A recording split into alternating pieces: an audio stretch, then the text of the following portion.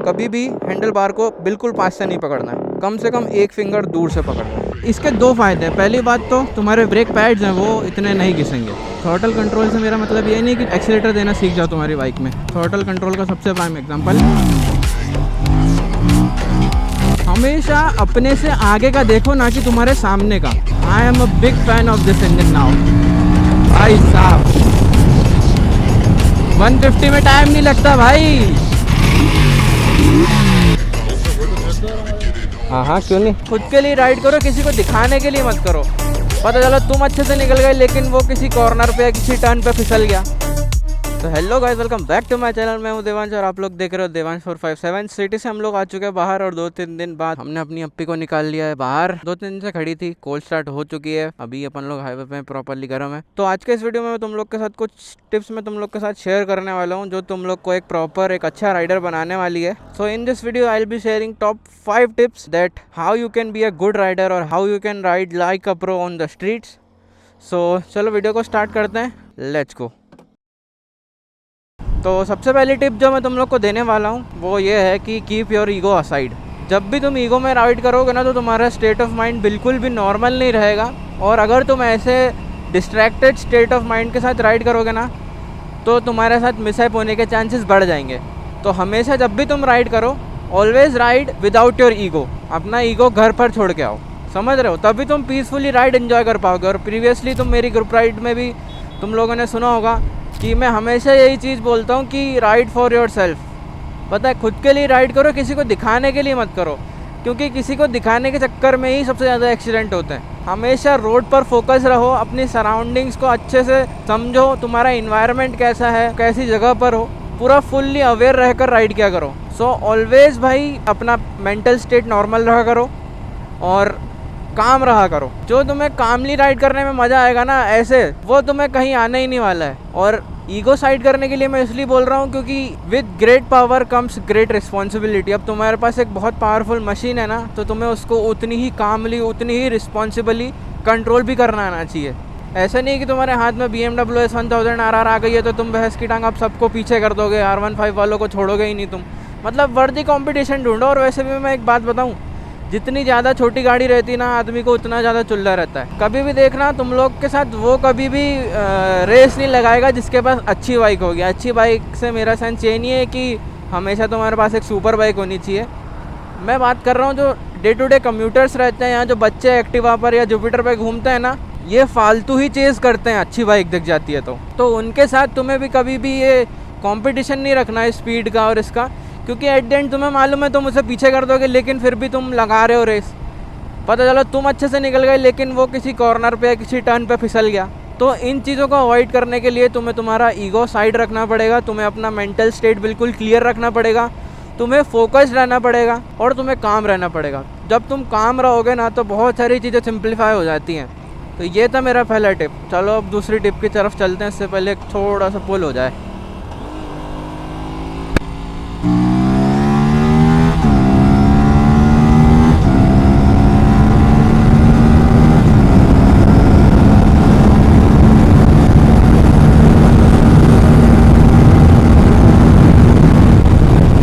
भाई साहब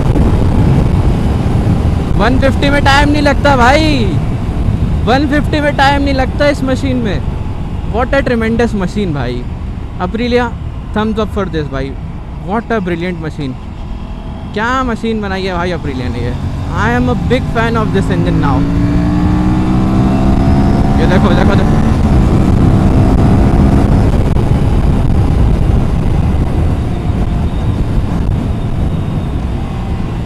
तो हम आते हैं हमारे दूसरे टॉपिक की तरफ जो कि है हमारा विज़न। और इससे अच्छा सिनेरियो में तुम्हें बता ही नहीं सकता विज़न को कैसे एक्सप्लेन कर सकता हूँ मैं। मतलब इससे अच्छा सिनेरियो मुझे मिल ही नहीं सकता विज़न को एक्सप्लेन करने के लिए। तो देखो by what I mean the vision is, तुम्हारा जो देखने का मतलब नज़रिया है ना, जिस हिसाब से तुम देख रहे हो वो हमेशा जिधर तुम जाना चाहते हो उधर होना चाहिए। मतलब अगर मुझे आगे जाना है ना तो मैं इस ट्रक को देखने के बजाय मैं आगे रोड पर देखूँगा। ठीक है, ना कि मैं इस ट्रक को देखूंगा। क्योंकि कई बार क्या होता है कि इंसान हमेशा वो जगह लॉक कर लेता है जहाँ पर वो थोड़ी देर ज़्यादा के लिए देखता है। तो इसी चक्कर में बहुत सारे एक्सीडेंट्स तुमने देखे होंगे कि एक रिसेंटली रील में ही देखा था कि एक बंदा Z900 के साथ अच्छी खासी स्पीड में था, वो रोक सकता था लेकिन वो जाके ट्रक में घुस गया। इरी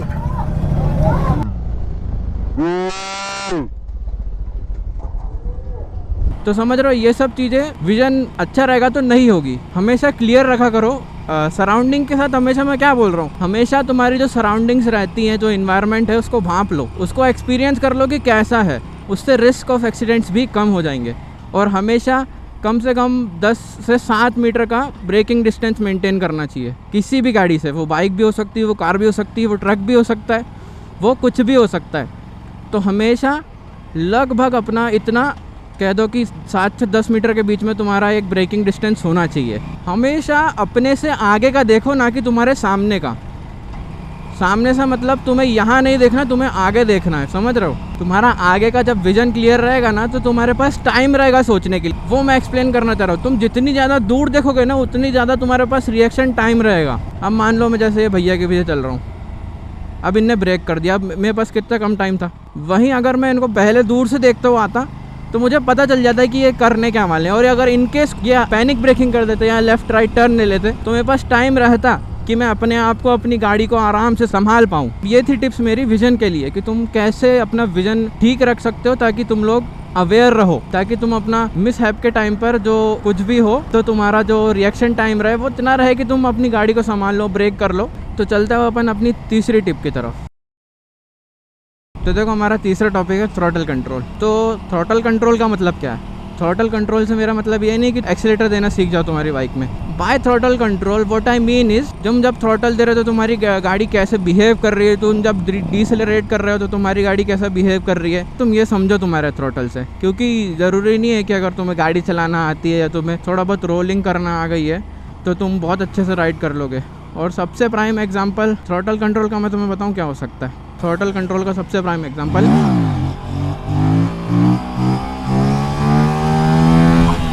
एक व्हीली देख रहे हो, इसमें मैंने कोई ब्रेक नहीं करा है, मैंने कुछ मतलब रियर ब्रेक बिल्कुल टैप नहीं करा है। बस मुझे ये मालूम था कि मेरी गाड़ी कितना थ्रॉटल पे कैसा बिहेव करेगी। तो ये मैं समझाना चाह रहा हूँ कि बाय थ्रॉटल कंट्रोल तुम समझो कि तुम तुम्हारी गाड़ी को थ्रॉटल के थ्रू कितना अच्छे से समझ पाए हो, कितना अच्छे से कंट्रोल कर सकते हो। तो ड्यूरिंग द व्हीली तुम लोग ने देखा, मैंने बिल्कुल भी रियर ब्रेक टैप नहीं करा, मैंने जो भी करा अपने थ्रॉटल के साथ ही करा है। Everything What I did to control the wheelie, I was doing it through the throttle. मैंने बिल्कुल भी रियर ब्रेक टैप नहीं करा है और रियर ब्रेक साइड पे मैं अभी थोड़ा वीक भी हूँ। तो ये था हमारा थ्रॉटल कंट्रोल। चलते हैं अब नेक्स्ट पार्ट की तरफ।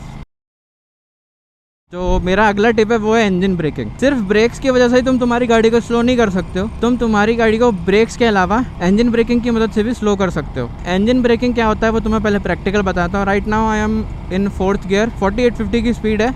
I will just down shift,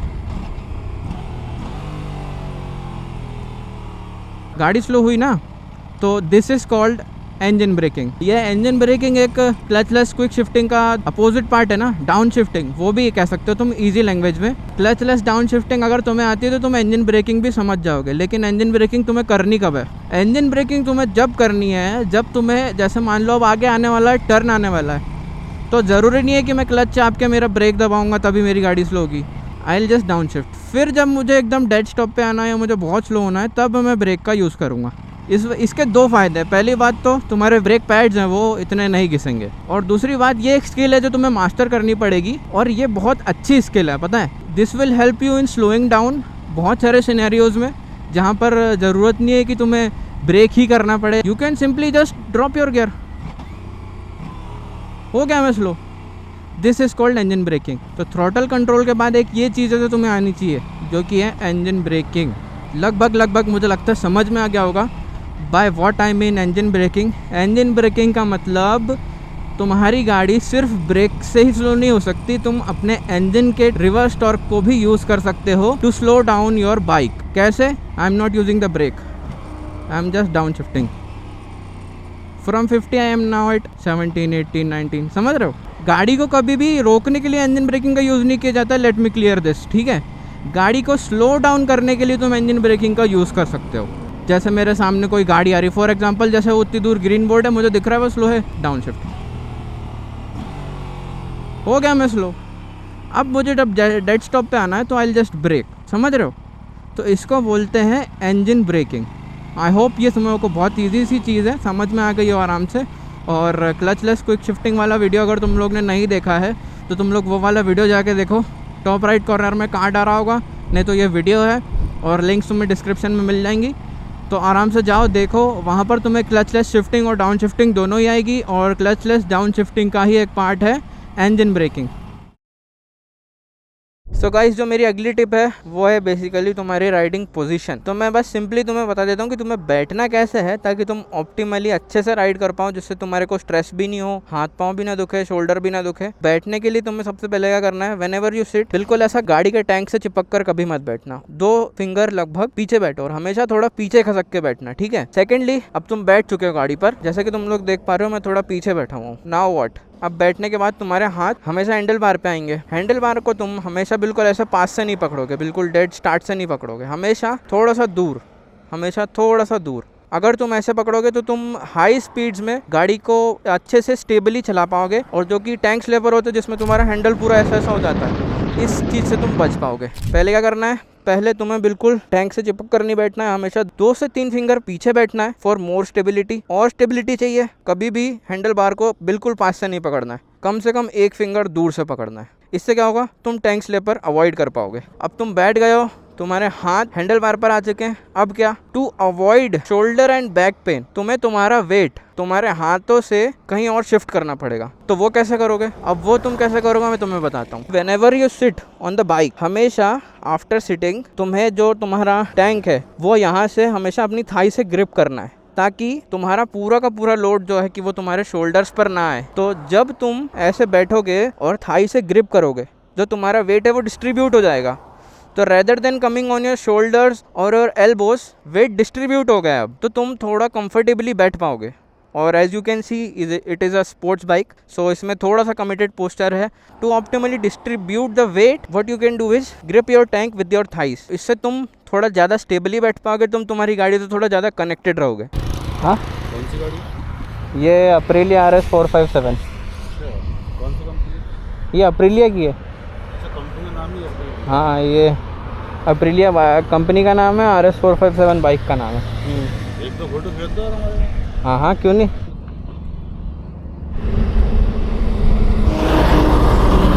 अच्छा लगा इसका वो कैसा एग्जॉस्ट चालू कर लो ना, आप कोई दिक्कत थोड़ी है। ये वाला बटन है, इसको नीचे करके होल्ड करके रखना।